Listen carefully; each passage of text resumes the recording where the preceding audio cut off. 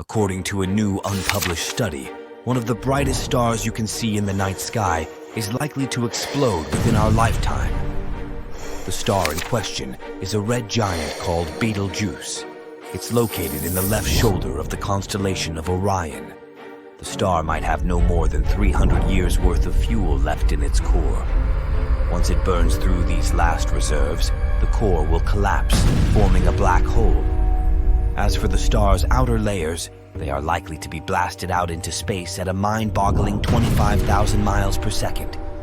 This is what astronomers call a supernova. If Betelgeuse goes supernova, it will be a spectacular sight to watch from Earth. The star is comparatively not far from our planets, just 650 light-years away. So those layers of ejected gas and dust will shine as bright as the full moon. It will also last for several weeks. Interestingly, most astronomers don't believe Betelgeuse is ready to go kaboom yet. Then, what makes the authors of the new paper think otherwise? Well, this star is definitely a red giant that has burned through its primary fuel, hydrogen. At the moment, it's most likely fusing helium remaining in its core into some heavier elements. The point at which a star runs out of its hydrogen is unmissable. When a star is short on hydrogen, it needs to put extra energy into igniting the helium created during the process of hydrogen fusion. These additional efforts make such a star expand dozens of times beyond its original size. It also becomes redder and cooler in the process. Astronomers know that Betelgeuse is very, very large. If you placed it at the center of our solar system, its outer atmosphere would reach so far that it would swallow Jupiter. But it's hard to measure the exact diameter of the star. All because Betelgeuse is not your regular smooth ball of plasma. Instead, it's a lumpy chunk of boiling gas bubbles hiding behind dust clouds. This is the main reason why measuring the size of the star isn't easy. But to determine the star's remaining lifetime, we must know its diameter. And a team of scientists from Japan suggests that Betelgeuse is larger than most astronomers think. The star is known to pulsate. It expands and shrinks, dims and brightens again and again at regular intervals. Researchers link these changes to the periodical expansion of the star's outer region. There are other oddities in the behavior of the star. They appear on a regular basis too. Astronomers see the connection between these quirks and turbulent processes taking place inside the star, which seems ready to go out. The research team behind the new study believes that Betelgeuse's main pulsation mode is represented by the 2,200-day cycle, and the 420-day brightness variation might be the star's secondary quirk. For this scenario to work, Betelgeuse needs to be up to 1/3 wider, and to be as wide as necessary for this model, the star has to be in a later stage of its life, done with burning helium and, instead, running on carbon received from previous fusion of helium atoms. Whether a red giant is burning helium or carbon makes a great difference in terms of how much time it has left. If it's still in its helium-burning phase, the red giant can live for tens of thousands of years. But if it's already in the carbon-burning stage, the end is near and might come within a few thousand years. In the case of Betelgeuse, we can't determine exactly how much carbon the star still has, but carbon exhaustion might happen as soon as in 300 years. After that, fusions of heavier elements might take a few dozens of years. When it's over, the core will collapse and a supernova explosion will occur.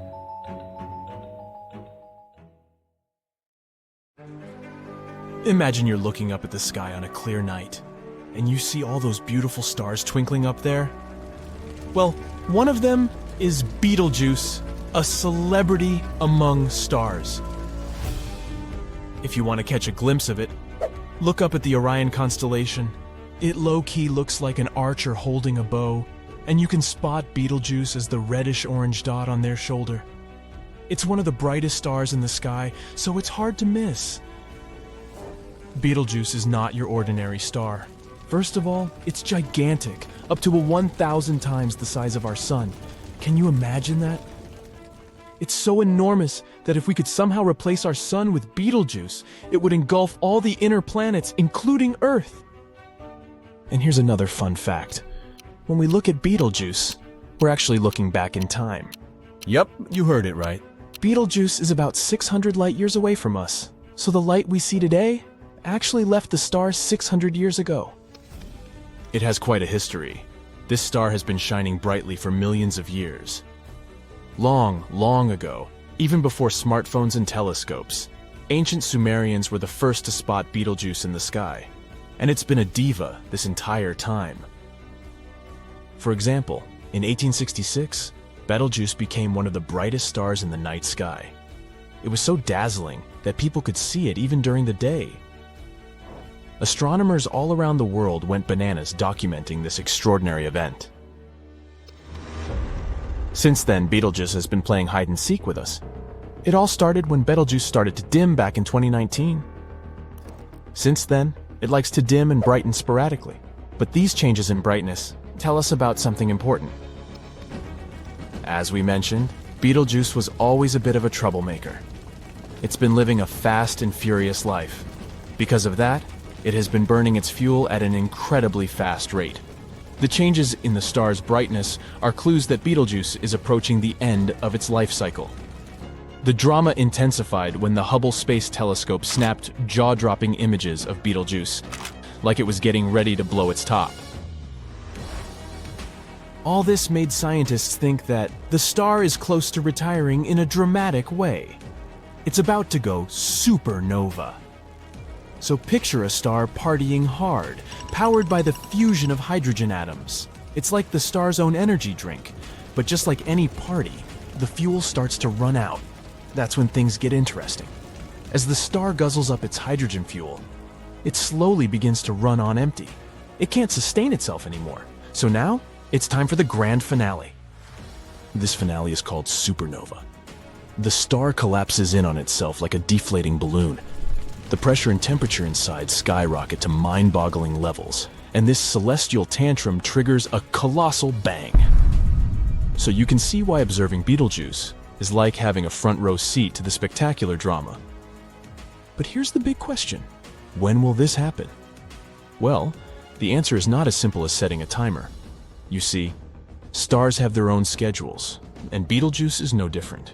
It could be tomorrow, or it could be thousands of years from now. Scientists have come up with only a rough estimate. They believe that Betelgeuse will go supernova within the next 100,000 years. Quite a spread, huh? Sure, that sounds like forever to us, tiny humans. But in the vastness of the universe, it's just a blink of an eye. But there's a chance, just a tiny chance, that Betelgeuse could surprise us all and go supernova much sooner. Considering its dips in brightness, we might be in for a show within the next few hundred years. We'll just have to wait and see. Now, if Betelgeuse does go kaboom, what will happen? Well, get ready for a show like no other, folks. When a star collapses under its own weight, it unleashes a cosmic firework of epic proportions. The star releases a crazy amount of energy in the form of light and heat. Betelgeuse's supernova is going to be extra special. It's like the superstar of supernovas. It will shine so brightly that it might even outshine the other stars in the sky. Picture that, Betelgeuse stealing the spotlight. The show could be so bright that you won't need a telescope to catch a glimpse. Nope, you'll be able to see it with a naked eye. It might even be visible during the day, making the sky look like it's hosting the coolest rave ever. After that, the supernova will keep us entertained for weeks. It will be like having a second moon in the sky, shining as bright as the full thing. Imagine that, two moons dancing together in the night. After several weeks of lighting up the night sky, Betelgeuse's supernova will slowly fade away, but it would leave behind a souvenir, an ethereal remnant. It's like a fading memory of the star's epic performance. This remnant, too, would slowly fade away over the course of several months. But it's not just about the light show. The boom will send out powerful shockwaves, and we might actually feel them right here on Earth. It's like the universe giving us a gentle tap on the shoulder, saying, hey, look at this amazing spectacle. How dangerous will it be for us? Well, we know that Betelgeuse's supernova would send dust and gas shooting into the atmosphere. It's like a big space sneeze. And this sneeze could cause a decrease in global temperatures. We're talking serious climate impact here. It could even lead to a mini ice age. But these are just assumptions. We don't know for sure if the consequences will really be that serious. But, of course, we want to be prepared for this event just in case. That's why scientists are studying Betelgeuse closely. But, in addition to serious scientific research, astronomers also have a blast of celestial comedy. Jokes are flying left and right. Someone has even created a Betelgeuse status account, which you can check yourself. So, as you can see, the star is keeping us on our toes. Astronomers keep observing it, and they need our help too. They want us to keep an eye on Betelgeuse and report any changes we see. How do you do that? First off, channel your inner astronomer and observe Betelgeuse. Take a peek at the star and note down what you see. Is it twinkling, shining, or feeling a bit dim? Jot it all down. Then be a superstar yourself and report your observations to the astronomers. Your observations will help them track Betelgeuse's journey towards its big supernova moment. You can also join in on some citizen science projects. They're super fun and easy, trust me. One cool project you can jump into is the Betelgeuse Brightness Monitor. By participating, you help scientists keep tabs on how bright Betelgeuse is shining. Your contribution can make a real difference. So join the monitoring team. You'll be part of something amazing, and who knows? Your observations might even help predict when Betelgeuse will show off its supernova magic. By doing that, we can assist them in monitoring this superstar and learn more about the fascinating world of stars.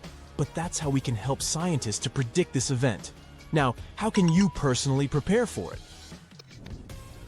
First things first, you'll need the right gear to catch all the supernova action. A trusty telescope is like your front row ticket to the starry show. It'll bring you up close and personal with Betelgeuse's performance. And remember, you'll need special eyewear to shield your eyes from the intense burst of light. Safety first. And of course, prepare in case it decides to mess with our climate. Stock up on essentials, like warm clothes and supplies, just in case we experience a mini ice age. But let's just hope it won't happen. So keep your eyes on the night sky, my friends. Betelgeuse may not be ready to blow up just yet, but when it does, it will be a sight to behold. Until then, let's enjoy the twinkling stars. And remember, there's always something extraordinary happening in the vastness of space.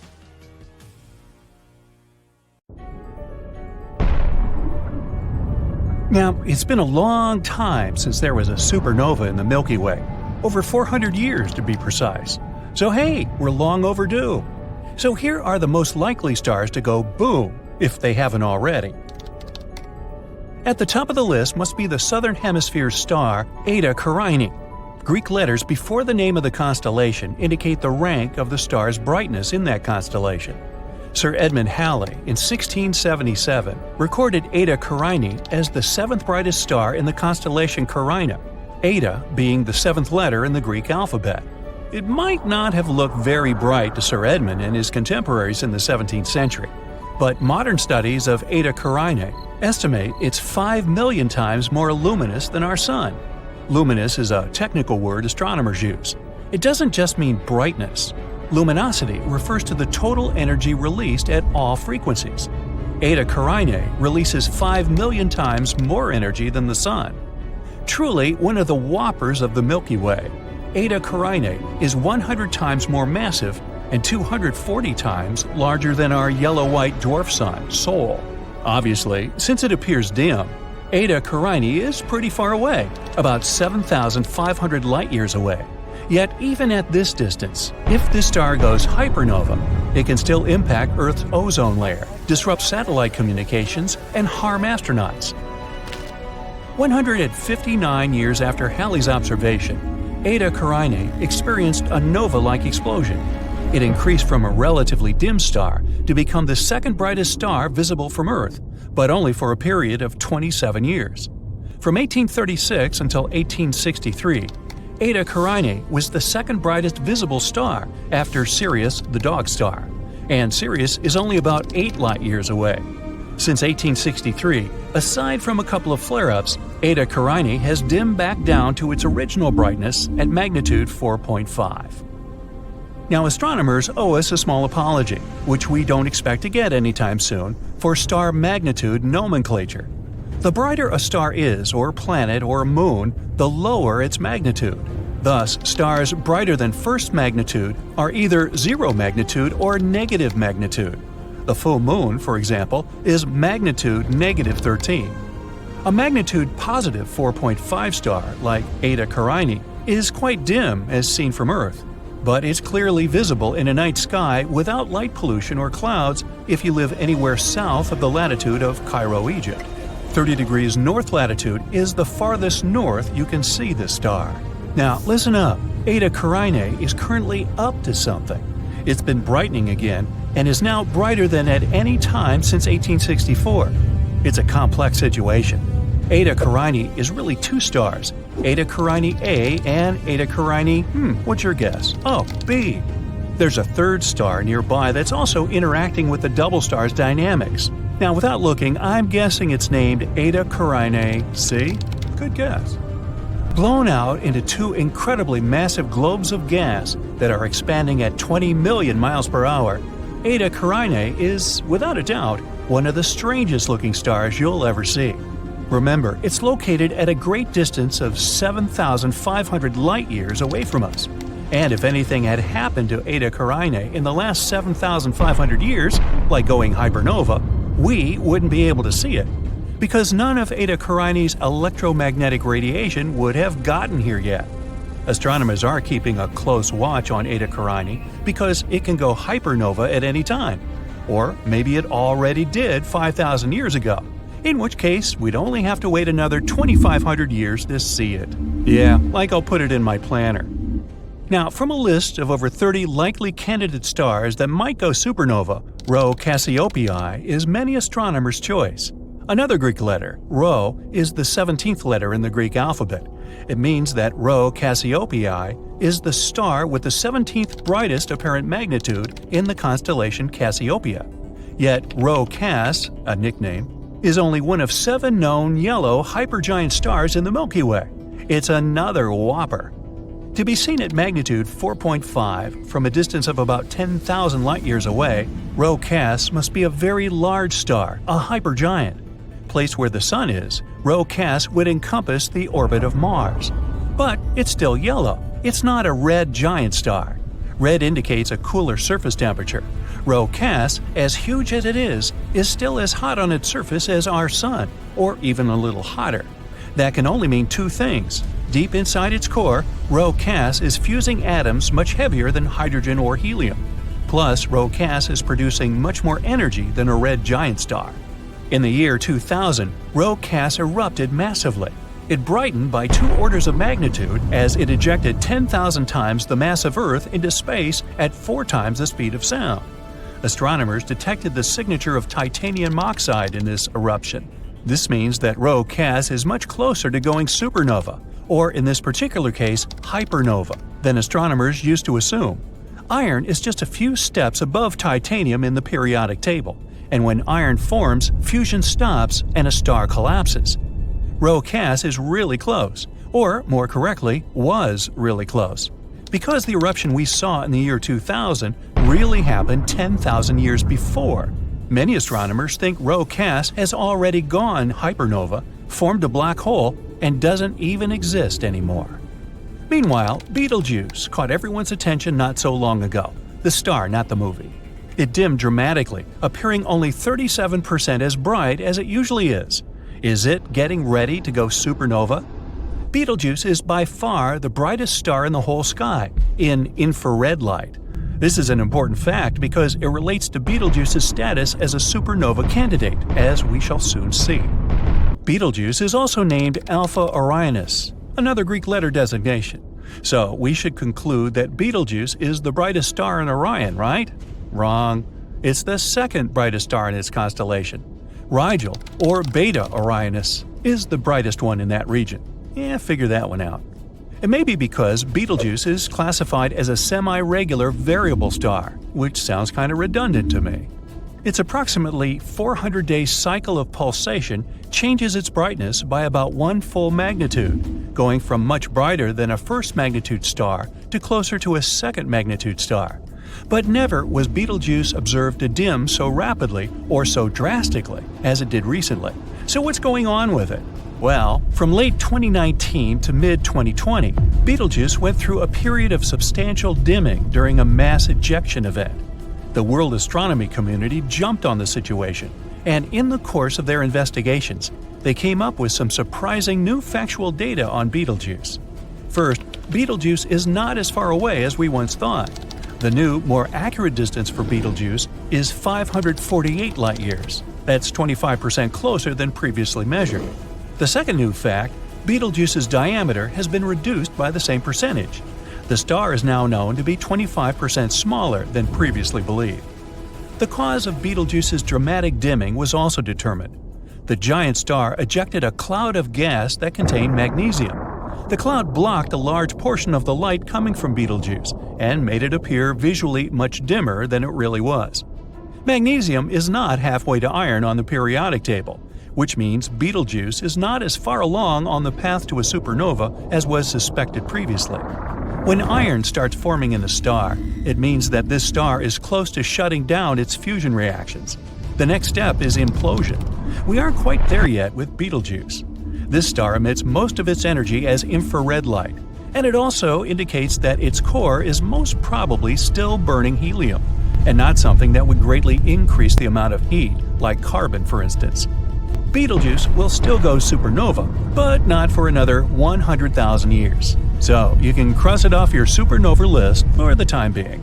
And as for how to correctly pronounce Betelgeuse, you can say it any way you like. There are as many different pronunciations out there as there are people who think they know how to pronounce it correctly.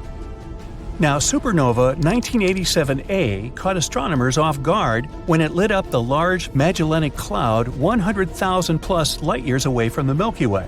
That's when attention was turned to a similar star much closer to Earth, Rigel, in the constellation of Orion. Could Rigel surprise us and suddenly go supernova? There's something called the supernova problem that you should, probably know about because it may relate to Rigel going supernova or not. It seems that stars over 17 solar masses don't always go supernova. Recently, a red giant star simply vanished. Once again, it didn't go supernova, it disappeared. This had often been happening in computer simulations of supernovae, and now it finally occurred in real life. Rigel's mass is 21 solar masses. In other words, it's 21 times more massive than our Sun. So, will Rigel go supernova or simply vanish into a black hole that it'll create in its core? Astronomers and physicists continue their work of learning more about the dynamics of massive stars, scouring the sky for the next supernova in the Milky Way. Meanwhile, we can rest confident that we on Earth are in no danger from the harmful effects of nearby supernova explosions. We live in a nice, quiet, peaceful, stellar neighborhood, except for those Martians next door. Now see here, astronomers have recently discovered a neutron star, also known as a dead star, spinning at an extraordinary speed of 716 times per second. It makes it one of the fastest spinning stars we've ever found in the universe.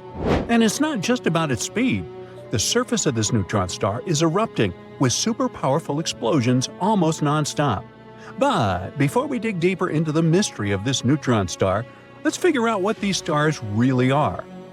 They form from the remnants of massive stars that are at least 8 times the mass of the Sun. When such stars exhaust their nuclear fuel, they can no longer counteract the force of gravity pulling their matter inward. This leads to the collapse of their cores, triggering a massive supernova explosion that blows away the outer layers of the star. What's left behind is an ultra-dense core. That's a neutron star. These stellar remnants are incredibly small, typically just 12 miles wide. At the same time, they pack in more mass than the Sun. The density of neutron stars is also overwhelming.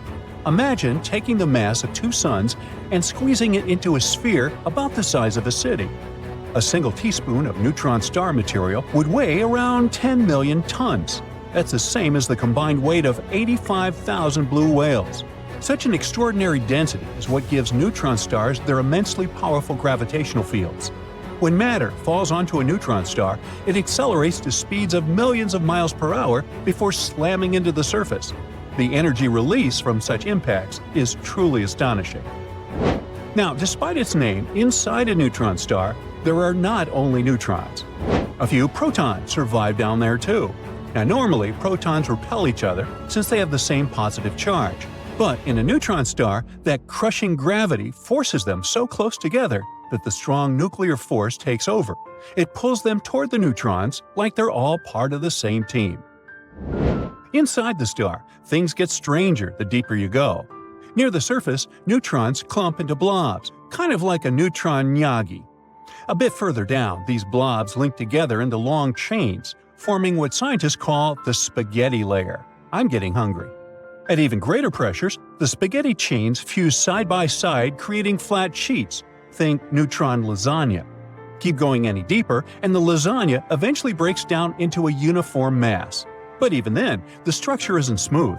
There are gaps, long tube-shaped voids that look a lot like penny pasta. So, inside a neutron star, you've got layers of gnocchi, spaghetti, lasagna, and penny pasta. And each of them represents the mind-bending results of physics under insane pressure. Okay, I'm definitely having Italian for lunch today. Now, the recently discovered neutron star is part of a binary system located in a dense star cluster. This cluster is situated near the center of the Milky Way galaxy, approximately 26,000 light-years from Earth, in the direction of the Sagittarius constellation. The record-breaking spin of the star is extraordinary. If we take a period of not a second, but a minute, it'll be over 42,000 revolutions per minute. At the same time, the newbie ties with another neutron star, which spins at the exact same speed. Such extreme rotation rates are rare and make these stars cosmic outliers in terms of behavior and properties. Oh wait, we can't but mention our neutron star's binary partner. It's a white dwarf, a dense remnant of a star similar in size to our Sun. This white dwarf is pretty fast too. It orbits the neutron star once every 11 minutes. This makes the couple a binary system, with the shortest orbital period ever observed. Imagine a stellar object zipping around its partner faster than the time it takes to prepare a cup of coffee. Yep, that's the kind of speed we're talking about here. This tight, rapid orbit shows how powerful gravitational forces are inside the system. So, you might be wondering what makes neutron stars spin so rapidly. It's something called the conservation of angular momentum. Let me explain. When a massive star collapses into a neutron star, it shrinks dramatically. Such a rapid compression gives an instant boost to its spin. It's like an ice skater spinning faster when they pull their arms inward. And the smaller the star gets, the faster it spins, which results in extreme rotation rates. In binary systems like this one, neutron stars can achieve even faster spin rates. Their trick is to steal matter from their companion stars. This process is called theft. No, accretion. The stolen matter carries that very angular momentum, which adds to the neutron star's rotation speed. The accreted material can also build up on the neutron star's surface eventually. It triggers powerful thermonuclear explosions. They release immense amounts of energy, temporarily making the neutron star shine up to 100,000 times brighter than our Sun. It allows astronomers to study the intricate details of these extreme environments. NASA's X-ray instrument on board the International Space Station, officially called the Neutron Star Interior Composition Explorer and thankfully nicknamed NICER, observed 15 thermonuclear explosions on the surface of our neutron star between 2017 and 2021. One of those bursts displayed a unique pattern called thermonuclear burst oscillations. Those are highly asymmetric patches of brightness on the burning surface layers of accreting neutron stars. This pattern matched the spin rate of the neutron star and thus confirmed its extreme rotational speed. But wait, the best part is coming. While neutron stars are already extreme, there's another class of them that takes things to a whole new level – magnetars. Now, magnetars are neutron stars with unimaginably strong magnetic fields, up to 1,000 trillion times stronger than Earth's magnetic field. These fields set them apart from other neutron stars. They can distort atoms in nearby objects, making life impossible anywhere near them. As for the energy density of a magnetar's magnetic field, it's so high that it's 10,000 times greater than the mass density of lead. Magnetars also produce bursts of X-rays and gamma rays that are so powerful they can temporarily outshine entire galaxies. These bursts are often triggered by star quakes, violent shifts in the magnetar's crust caused by their own magnetic fields.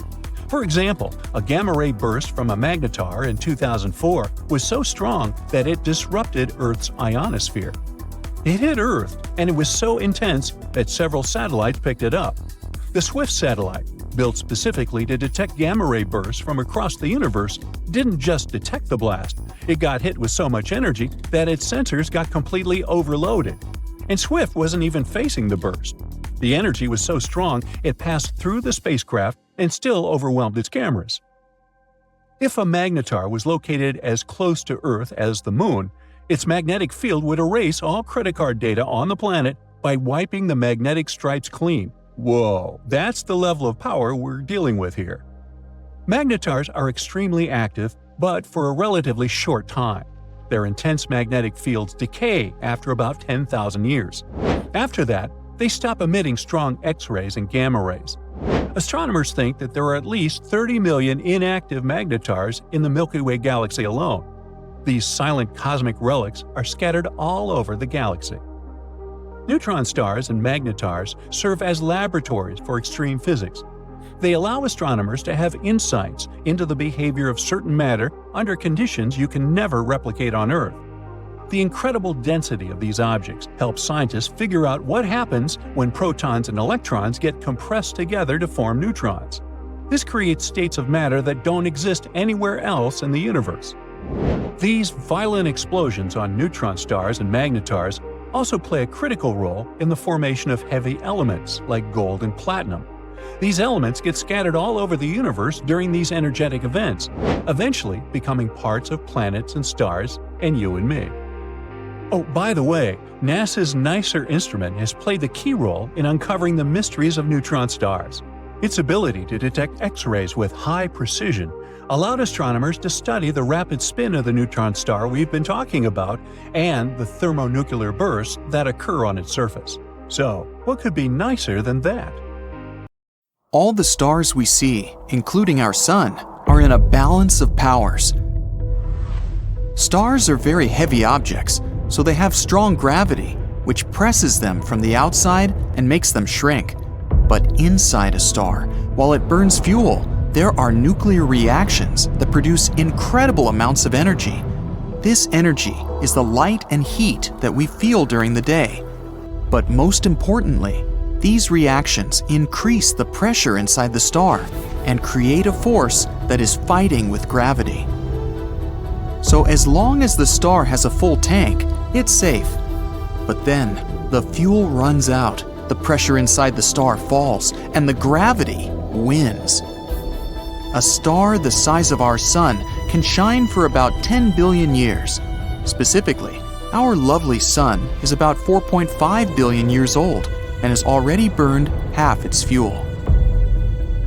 The next stage in a star's life comes when it runs out of juice. Internal pressure drops, but gravity continues to press. At some point, a star simply collapses under its own weight and shrinks to the size of its core at the speed of almost a quarter of the speed of light. In less than half a second, a huge star turns into a small and dense object. This rapid collapse creates incredible shock waves that cause the upper layers of the star to explode. Now, an incredible amount of energy and matter is thrown into outer space. At this moment, luminosity of the star increases millions or even billions of times.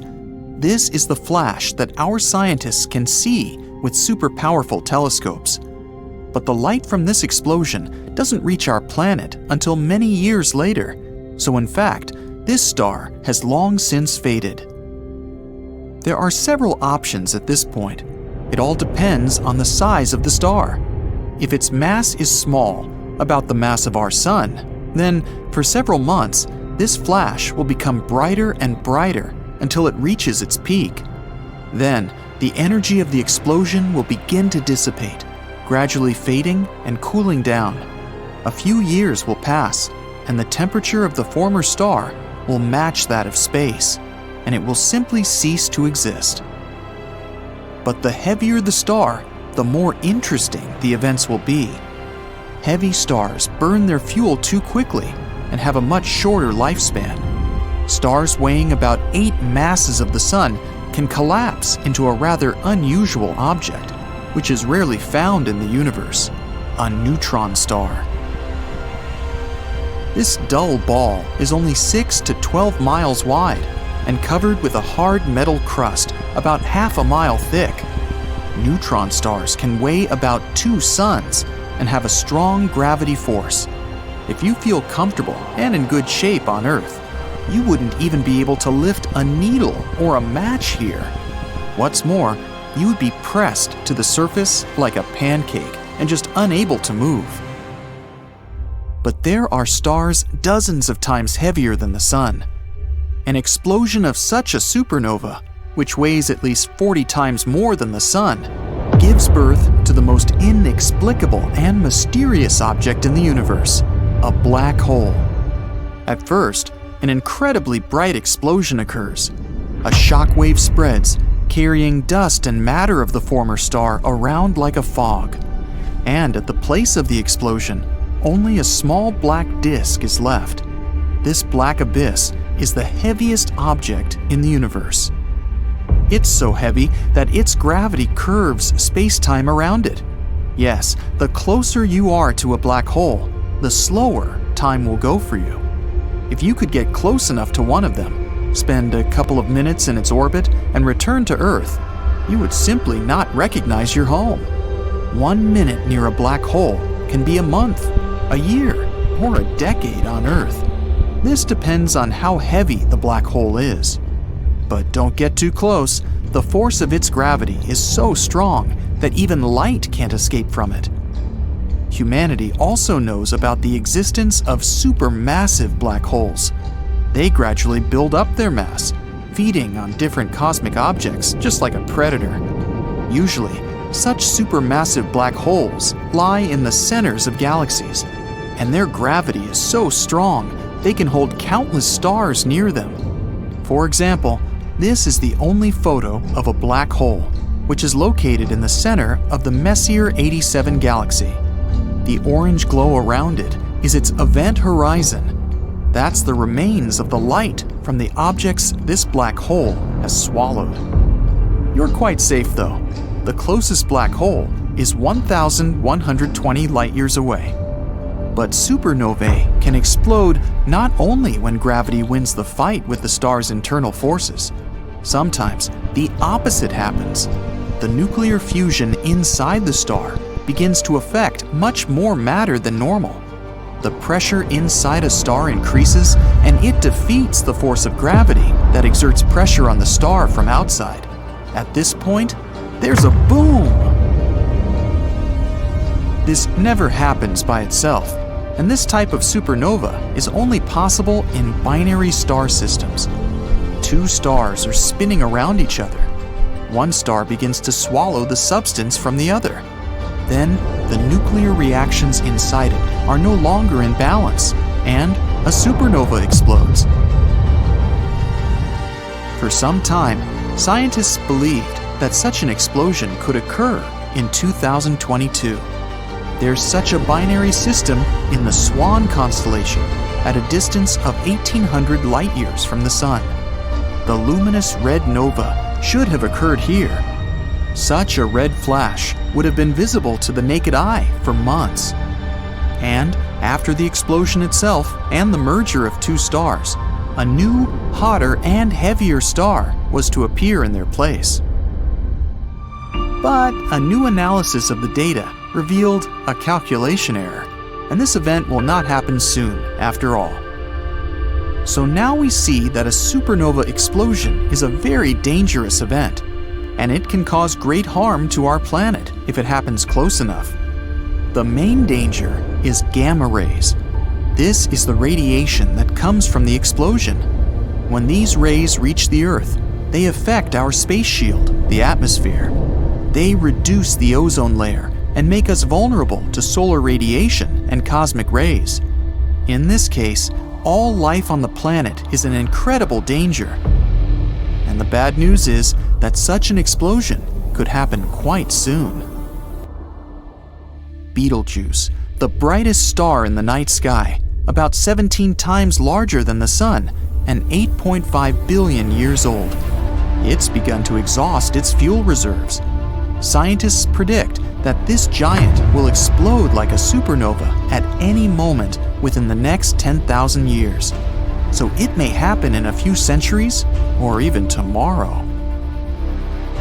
Everything will happen as follows.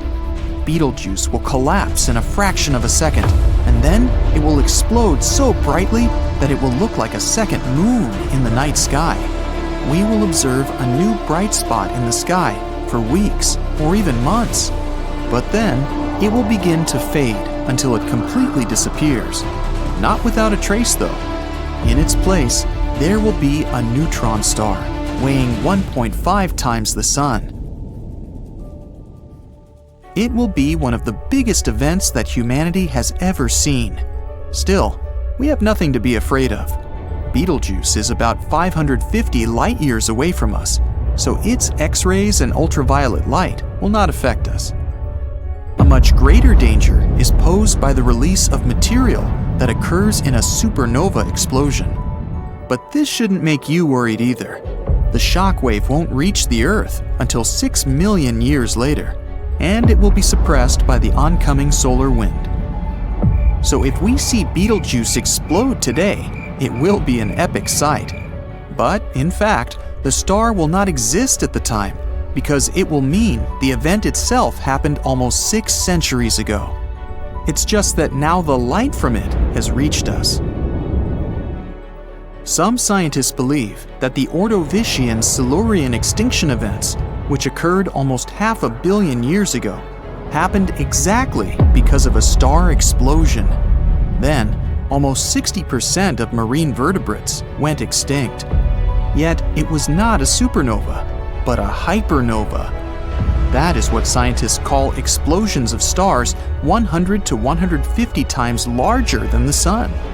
In addition to the abnormal weight, the star must rotate very quickly. Such objects are very rare. In our galaxy, there are few of them, and scientists believe that hypernovae occur about once in 200 million years. Imagine a being so powerful it can suck in entire galaxies, so mysterious it's invisible to the naked eye, and so impressive it bends the very fabric of space and time to its will. Yes, meet my mother. Just kidding. Actually, meet the ultimate superhero of the universe, the black hole star. What is it and how does it work? Well, let's find out. The universe is full of marvels, and the black hole star is one of the most impressive ones. It's a supermassive force that can bend the laws of physics, and a true enigma for scientists to unravel. No wonder science fiction writers find them so captivating. A black hole star, also known as a quasi-star, is a hypothetical type of extremely massive and luminous star that may have existed early in the history of the galaxy. They're predicted to be as luminous as a small galaxy, but unlike modern stars, they weren't powered by nuclear fusion in their cores. A quasi-star's energy would come from material falling into a black hole at its core. And yes, just like a normal black hole, these stars have the power to suck in anything and everything that gets too close, including stars, dust, and even entire galaxies. But how is it possible that the star is born from a black hole? And what's more, how do they continue to coexist together? Well, first let's discuss how black holes are born in general. It all starts with a supermassive star, one that is at least a few times more massive than our own Sun. This giant of a star burns bright and hot, shining with the light of 1 million suns. But eventually, it runs out of fuel and its fate is sealed. As its lifespan comes to an end, it makes one final massive boom, a blast so powerful it can outshine an entire galaxy. This blast is called supernova. During this boom, The outer layers of the star fly away, while the core gets squished together by its own gravity.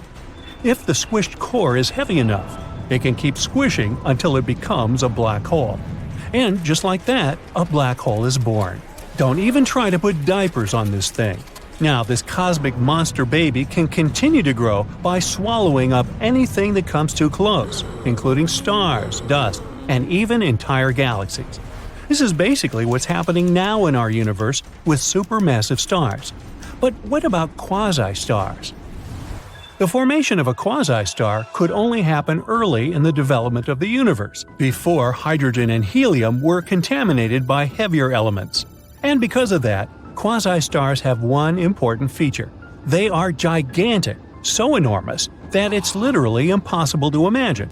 They may have been dwarfing even the largest known modern stars, like VY Canis Majoris and Stephenson 218. No wonder they're so scary. They were born from protostars, one of the first stars in the universe, the great-great-grandfathers of, everything. So now, imagine a protostar so massive that its core collapses into a black hole, just like we described before. But the key difference is that in a regular supernova, the outer layers of the star are blown away by the energy released during the boom. Meanwhile, in a quasi-star, these outer layers are massive enough to absorb the energy without being blown away. What do we get in the end? A star with a black hole in its core that weighs from 1,000 to 10,000 solar masses. This quasi-star is about 14,000 times bigger than our Sun, which makes them bigger than any star we know today. These celestial titans have some pretty crazy properties. Once a black hole is formed at the center of a giant protostar, it starts to give off a ton of energy. This energy helps to balance out the force of gravity, making it kind of a giant fusion-based star. They would be so bright that each one would look like a small galaxy. Quasi-stars would have a pretty short lifespan, around 7 million years. Just for comparison, our Sun is about 4.5 billion years old, and it's only halfway through its lifetime. But either way, during this short period, the black hole at the center would grow to be about 1,000 to 10,000 times the size of our Sun. Quasi-stars are also thought to be super hot, with temperatures reaching over 17,500 degrees. But as a quasi-star gets older, it starts to cool down, and its outer layers become see-through. Eventually, it cools down to a temperature of 6,740 degrees, and at that point, it's curtains for the quasi-star. It can't survive at that temperature, so it just dissipates, leaving behind an intermediate mass black hole. Unfortunately, right now, there's no observational evidence for the existence of quasi-stars. This is because they're thought to have only existed a very, very long time ago. They may have been very massive population 3 stars, which are extremely rare and difficult to detect. It's also very unlikely that any of them would still exist today because of their super short lifespan, only 7 million years.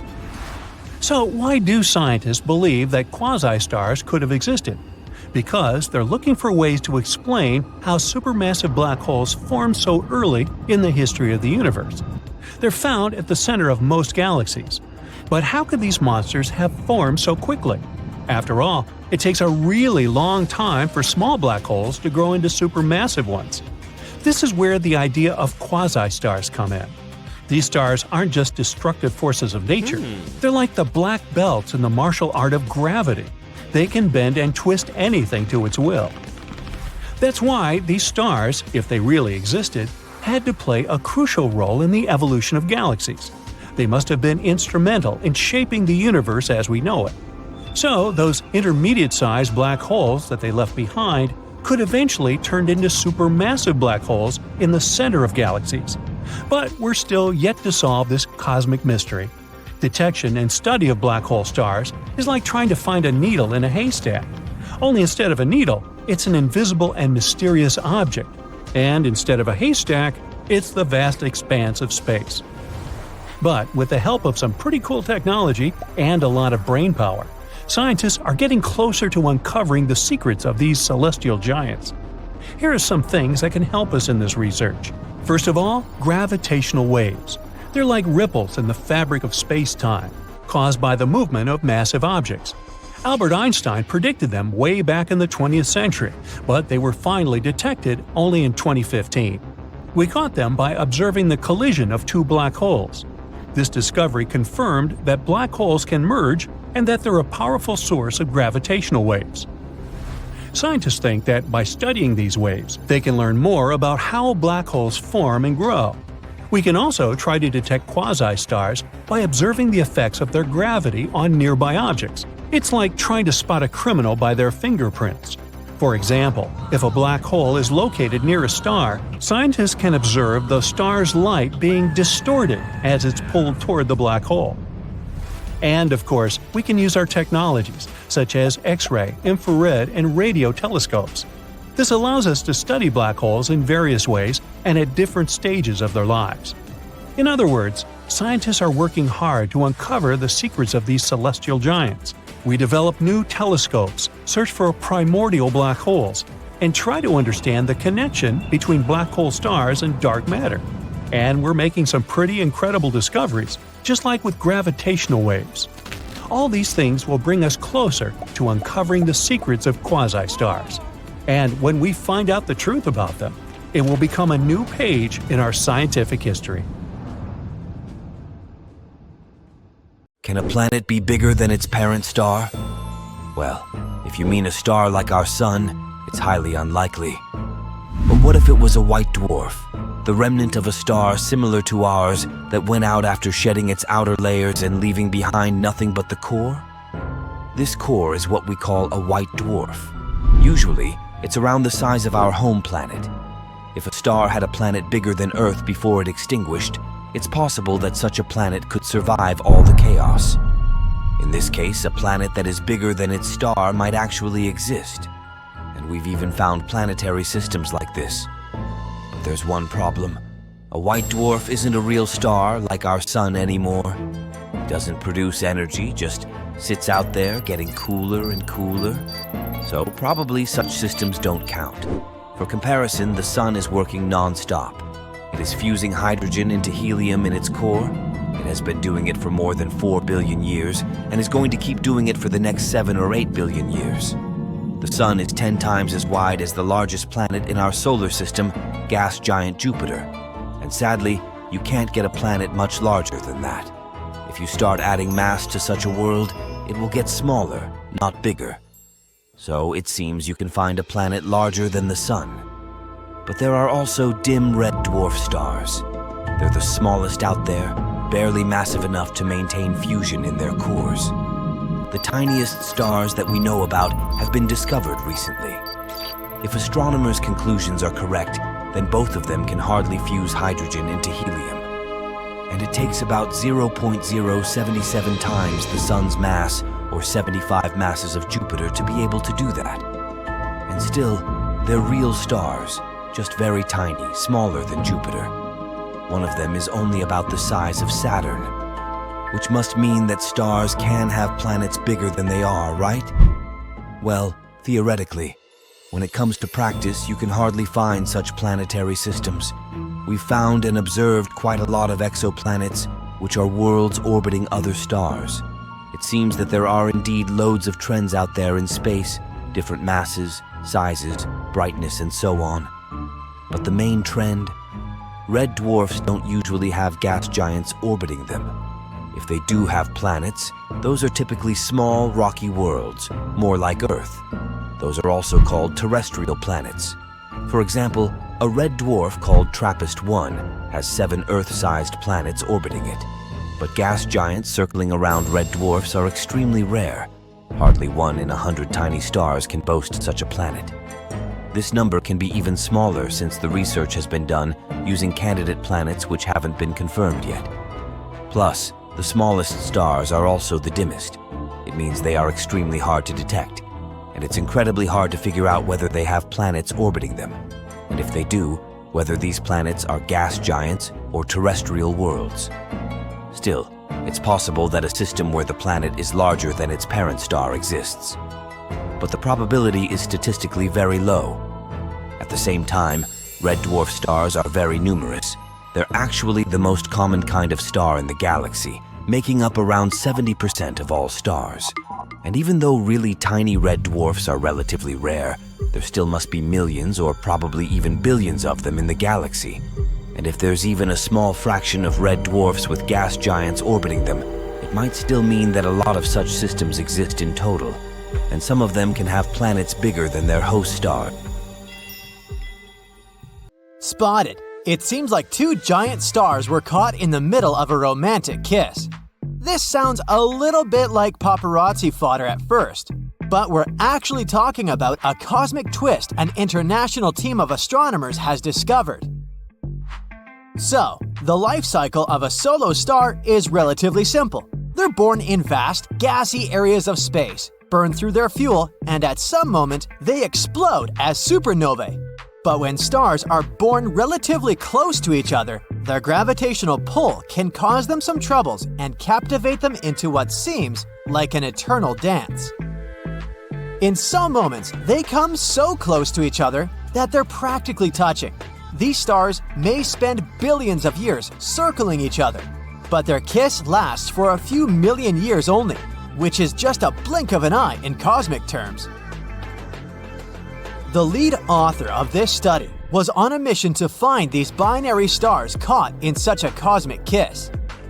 He focused his search on the Tarantula Nebula, a beautiful star-forming region located in the Large Magellanic Cloud, which is 160,000 light-years away from our home planet. And there it was, the shiny double star system that stood out from the rest. The two stars found there were pretty big and nearly the same size. Together, they make a mass of about 57 times larger than that of our Sun. Before this, we discovered only 3 other binary systems with a large mass. And since these two stars were so close to each other, they created an intense gravitational pull. This made them orbit each other at a staggering rate of once a day, with their centers a mere 7.4 miles apart. With the stars being so close, they formed a bridge where their fuel could mingle, allowing for around 30% of their total volume to be shared between the two. Temperatures of this system were crazy too. At first, it seems the internal mixing of their energy might make these stars live longer, as it allows for more fuel to be burned and for longer periods of time. But this is just a temporary benefit. There are 2 most likely scenarios for the star's ultimate fate. They could merge to form one giant star, which would eventually explode into a supernova. Or they could each explode separately and live out their remaining years as black holes orbiting each other. If they merge, this process would probably take around 600,000 years, while if they become binary black holes, they could continue burning for another 3 million years. But both scenarios would ultimately lead to their destruction. Unless the stars could end up as 2 separate black holes drifting away from each other through the vastness of space, there's a possibility for that to happen too. There's something spectacular stargazers across the globe could see recently.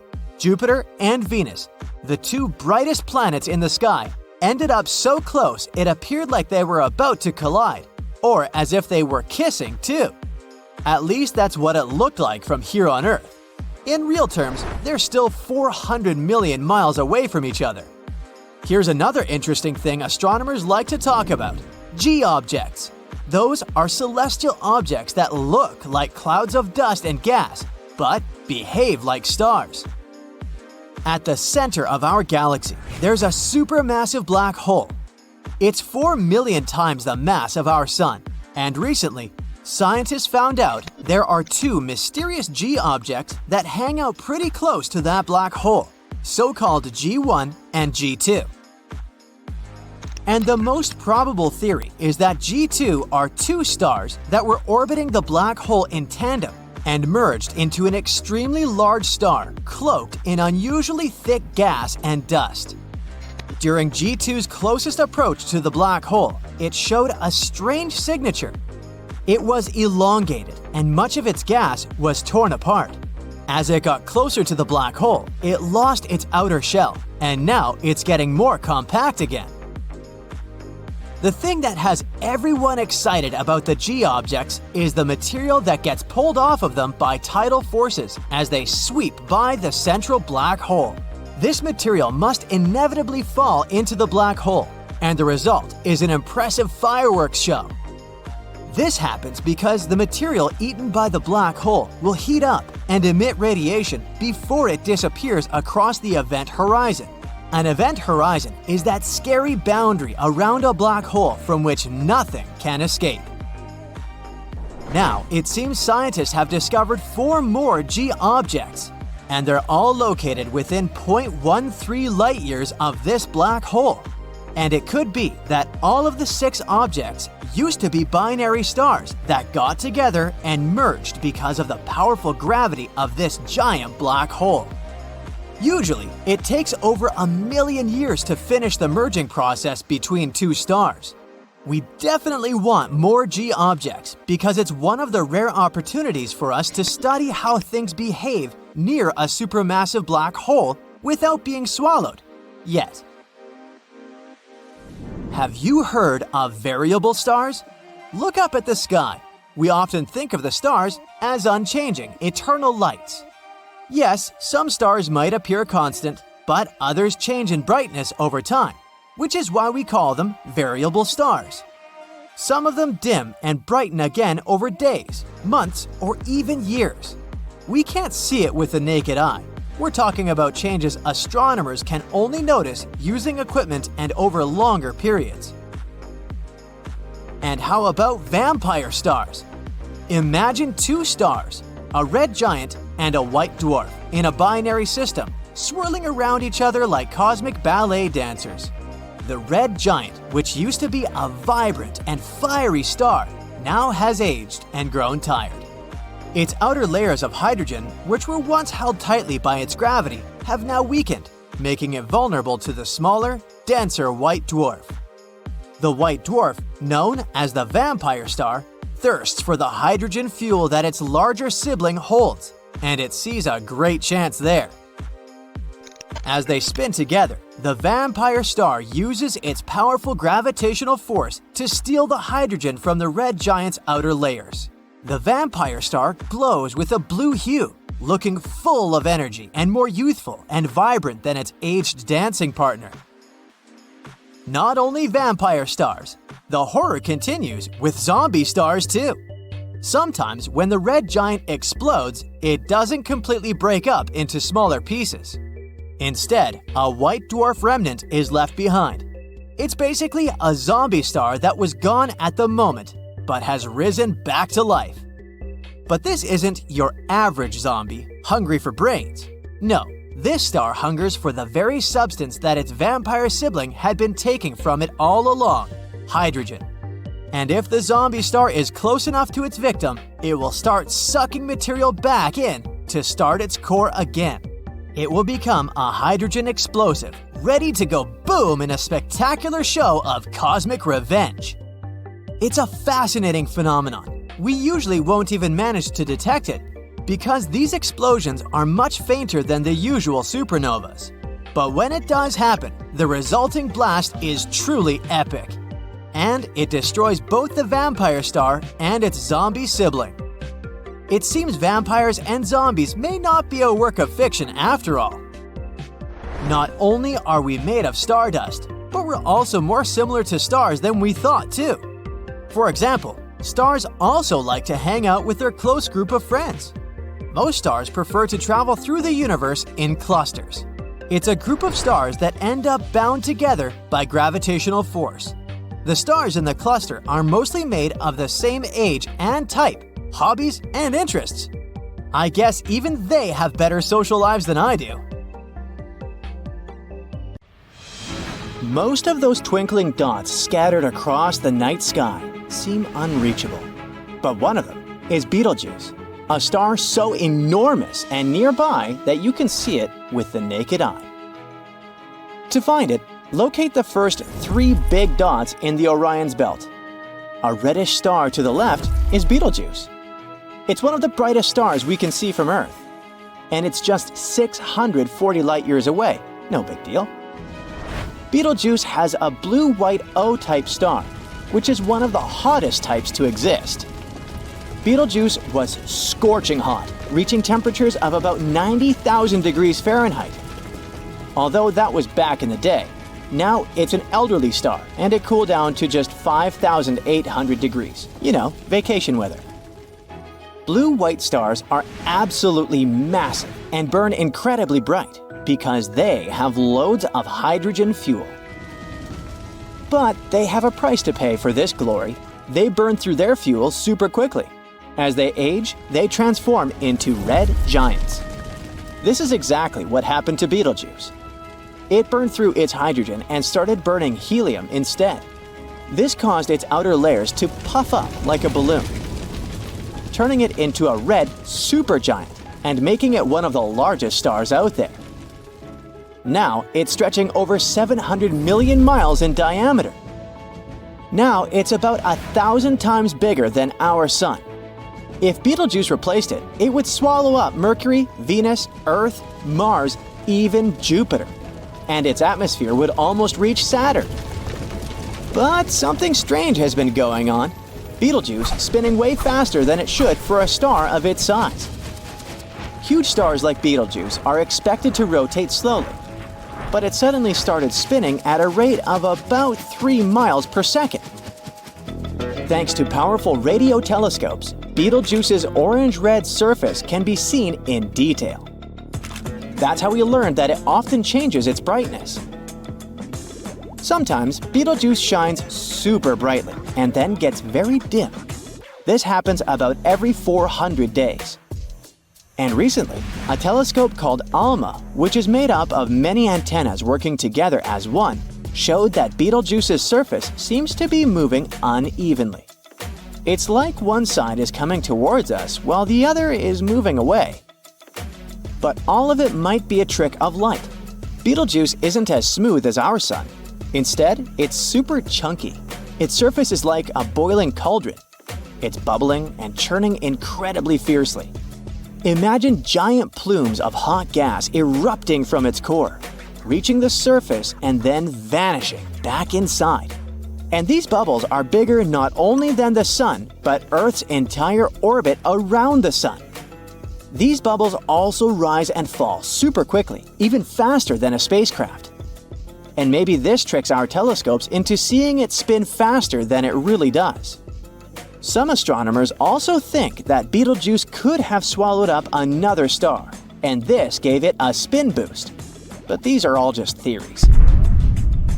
Things got even more complicated when Betelgeuse dimmed once again, this time in a pretty unexpected way. What's interesting, it was discovered using a weather satellite. A regular telescope had a hard time seeing Betelgeuse clearly because of Earth's atmosphere. So they used a satellite that normally watches Earth's weather, but can also take pictures of space. As we mentioned, it usually brightens and dims about every 400 days. But recently, it suddenly dimmed by 2.5 times more than ever before. This event got the name the Great Dimming. The first theory said that Betelgeuse cooled down and sneezed out a bunch of material, creating a massive dust cloud. This cloud blocked the view of the star, making it look much fainter than usual. They also noticed something strange happening to that dust. It started behaving differently, which might be a sign that something deep inside the star was causing trouble. Betelgeuse's brightening and dimming cycle now happens faster in just 200 days instead of 400.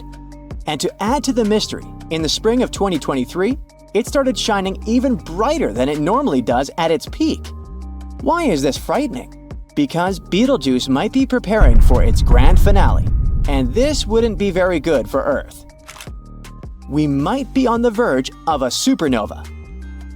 When massive stars like Betelgeuse run out of fuel in their cores, they start burning different elements like carbon, oxygen, and silicon. Eventually, they end up with iron in their cores. At that moment, everything changes. Adding helium to iron doesn't produce energy like other reactions do. Instead, it sucks up energy. This causes the star's core to collapse, leading to what's called a core collapse supernova. A spectacular, breathtaking show. Supernovas are so bright that they can outshine entire galaxies. But a Betelgeuse supernova would be special. Because it's relatively close to us, it would be so bright that we could see it even during the day.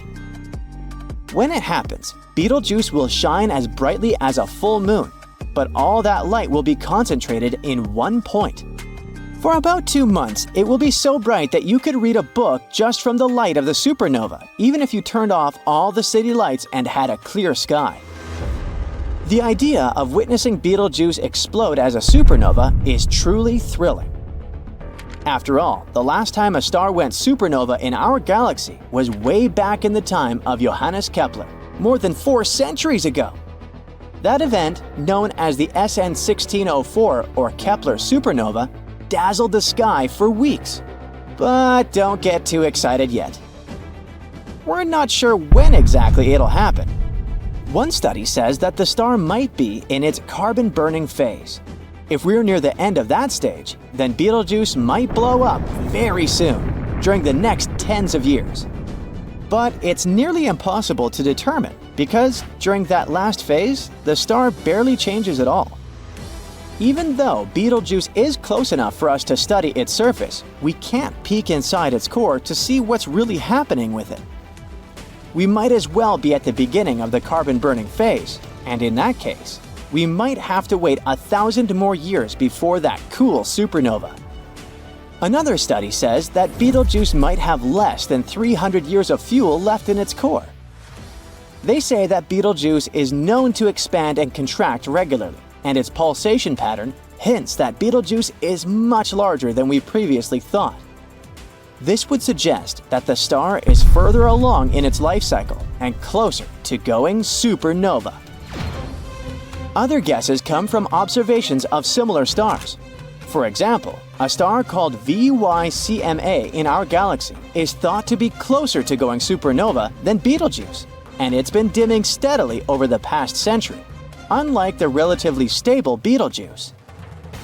If Betelgeuse was about to go supernova, it would dim steadily and very quickly. Also, historical records suggest that about 2,000 years ago, people saw Betelgeuse as yellow, not red. If that's the case, then we might be in its early last days after all. In other words, we have no idea whether it will go supernova tomorrow or in 1,000 years. We just gotta wait and see. But let's say it goes supernova tomorrow. What happens to us then? The 1987 supernova in the Large Magellanic Cloud showed that the effects from the supernova might be so strong we can sense it even from very far distances. The Large Magellanic Cloud is almost 170,000 light-years away, and we still detected the radiation. It's kinda hard to say exactly what the danger zone is. A rough estimate could be around 100 light-years. Luckily, Betelgeuse won't pose any danger to humans. It's hundreds of light-years away, and its supernova won't influence us in any way. We'll be able to enjoy its supernova beauty without any harm.